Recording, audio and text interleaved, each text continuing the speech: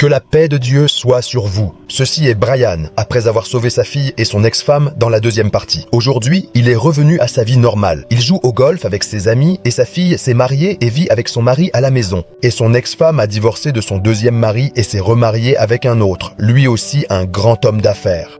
Et ce motard travaille avec un gang dont le chef est un Russe, celui-ci. Ils cherchent un gars qui leur doit de l'argent et ne l'a pas remboursé. Alors, ils ont tué un de ces hommes.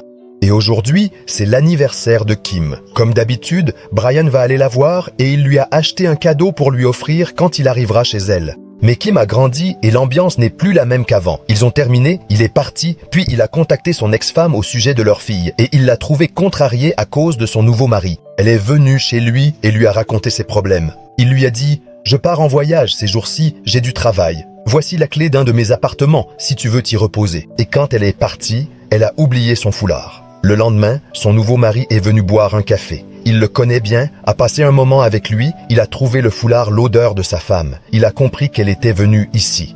Il a demandé à Brian de ne plus revoir sa femme. Brian lui a dit d'accord. Le lendemain, Brian faisait du sport, puis il est rentré chez lui et a reçu la visite de son ex-femme. À l'appartement qu'il lui a donné, il a pris sa photo. Il est entré, a pris une douche, a changé de vêtements, est sorti et la moto l'observait. Il est entré chez elle, l'a trouvée allongée, il l'a soulevée et l'a amenée vers elle. Mais il l'a trouvée morte. Il a essayé de la réveiller, puis la police est entrée et l'a surpris en flagrant délit. Il a voulu leur expliquer ce qui s'était passé. Ils ont insisté pour l'arrêter. Ils l'ont poursuivi à pied. Il a couru jusqu'à un vieux quartier, a trouvé un égout, s'y est caché. Il a appelé sa fille et lui a dit ce qui se passait. Il lui a dit de ne croire à aucune parole. Moi, je n'ai rien fait, mais je vais découvrir ce qui se passe. Puis il a raccroché. Et voici le chef qui va enquêter sur l'affaire. Il est venu sur les lieux. Il a suivi le chemin par lequel il s'était enfui, accompagné d'un policier drogué. D'où est-ce que MTA est passé? Brian s'est enfui et son ami, en entendant le plan aux infos, l'a appelé et lui a dit « Ce n'est pas moi qui l'ai fait ».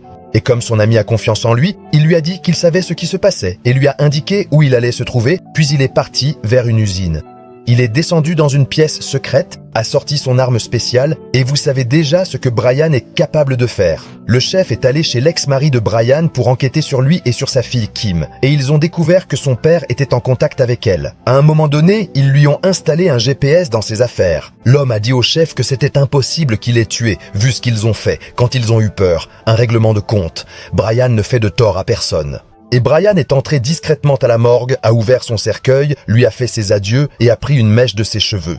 Il a utilisé ses cheveux pour travailler, a fait ses recherches sur Brian, a découvert qu'il travaillait pour l'État et leur a dit de surveiller sa fille jusqu'à ce qu'ils attrapent Brian. Il est allé à la voiture de son ex-femme, a pris le GPS pour voir les déplacements avant que la police n'arrive chez elle, puis est retourné travailler au poste et c'est là qu'il l'a trouvée.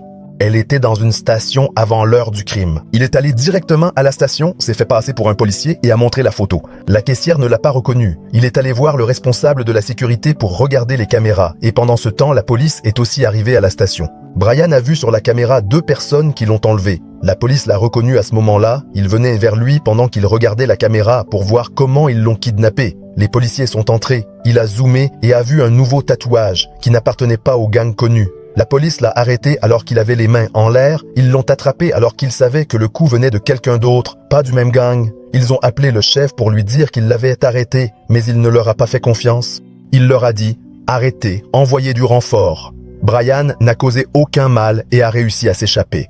Ils l'ont poursuivi, il a brisé une porte, s'est enfui, ils le suivaient alors qu'il voulait juste partir, la pression montait. Il leur a échappé, pris la voiture de police et l'arme, puis a continué sa fuite. Il a vu qu'il le suivait avec un hélicoptère. Il a fui jusqu'à un parking. Il est descendu par un trou, traversé le parking et descendu. Il a appelé le chef. « Je suis au parking, donne-moi une chance de prouver ma valeur. » Brian a expliqué à Sam ce qui s'était passé, lui donnant la clé USB et des dossiers téléchargés de la voiture de police pour enquête.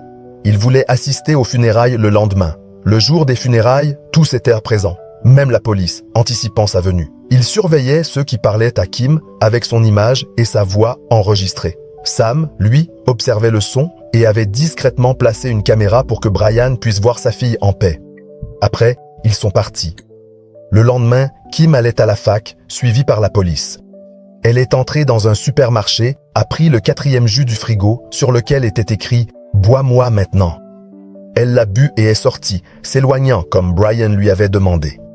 Le policier a appelé son chef, qui lui a dit de continuer à la suivre et d'aller au supermarché. Kim a commencé à se sentir étourdi à la fac et est allé aux toilettes. Le policier est arrivé au supermarché, a fouillé la poubelle, a trouvé le jus et a compris que quelque chose d'inhabituel se passait. Il a envoyé du renfort à la fac et a suivi Kim. Aux toilettes, elle a trouvé son père qui l'attendait. Il lui a donné un médicament pour le malaise, car c'est lui qui avait mis le jus. Il a passé un moment avec elle, et la police arrivait. Ils sont entrés dans les toilettes, ont ouvert la porte et n'ont trouvé que la fille. Brian s'est échappé, a lancé une bombe fumigène et est sorti tranquillement dans la foule, heureux d'avoir vu sa fille. Kim n'a rien dit et est parti. Le matin, Brian roulait, suivi par une voiture. Ils l'ont poursuivi jusqu'à le jeter du haut de la montagne. Ses amis le croyaient mort et sont partis. Mais sur place, il est remonté sur la route. « Tu as éteint la voiture, n'est-ce pas? Le maître a dit « Donne-moi, je conduis, je ne te le dis pas » et ils sont partis. Ils les ont attrapés dans une station, il est entré et s'est battu. À un moment, il a ouvert la main et a vu le visage. Il a reconnu que c'était lui qui avait tué son ex-femme. Il lui a demandé avec qui il travaillait. Il a répondu « La mort, je ne te dirai pas ». Puis il s'est tué devant Brian. Il a compris que le mari de son ex-femme était impliqué. Il est allé à la maison, l'a emmené à la salle d'opération, l'a torturé. Au début, il ne voulait pas avouer, mais à la fin, il lui a parlé du Russe à qui il devait de l'argent et qui avait promis d'éliminer toute sa famille. Il lui a dit qu'il avait dit à Brian de ne pas vérifier cela. C'est pourquoi il voulait te coller le meurtre de ton ex-femme pour t'écarter du chemin et de la mort. Et ses amis le suivaient. Le mari de l'ex-femme de Brian devait de l'argent aux Russes, vu dans la première scène. Brian, sa fille et ses amis se sont réunis autour de lui pour l'interroger sur la façon de faire tomber le Russe. Ce Russe est un criminel dangereux. Il a combattu avec les Russes en Afghanistan et est considéré comme l'un des plus redoutables. Il est entouré d'une sécurité très stricte, presque impossible à atteindre. Mais avec Brian, l'impossible n'existe pas.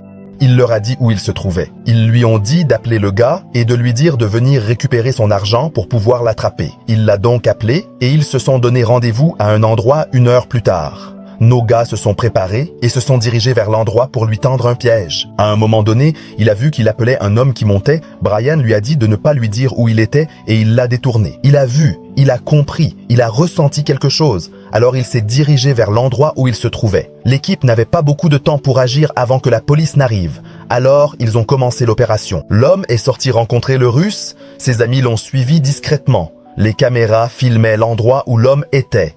Il est revenu sur place et a continué son chemin. Brian était en colère, rien ne pouvait l'arrêter. Il a renversé des tables et, avec la bande russe, une arme a été vue se vendre. Brian, sans hésiter, les a tous affrontés et a atteint le Russe. Il s'est battu avec lui et l'a attrapé. L'ex-mari de sa femme s'était mis d'accord avec lui pour tuer son ex-femme et qu'ensuite ce serait sa fille. Il lui a dit « Tu ne pourras jamais me tuer pour t'en sortir ».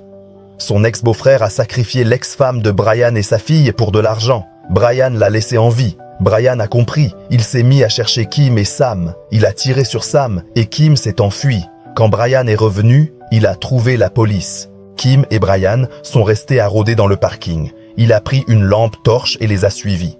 L'autre s'est enfui en pleurant de l'aéroport, prêt à s'échapper en jet privé. Brian les a poursuivis, la police aussi, tous les deux à leur trousse. Le gaz est arrivé sur la route, il a démarré et Brian arrivait aussi. L'avion était sur le point de décoller. Brian est arrivé juste à temps, il a tiré sur la roue pour l'arrêter. Il est descendu et s'est battu avec lui. Mais à la fin, il n'a pas voulu le tuer. C'est ainsi qu'il a pu sauver sa fille et prouver son innocence.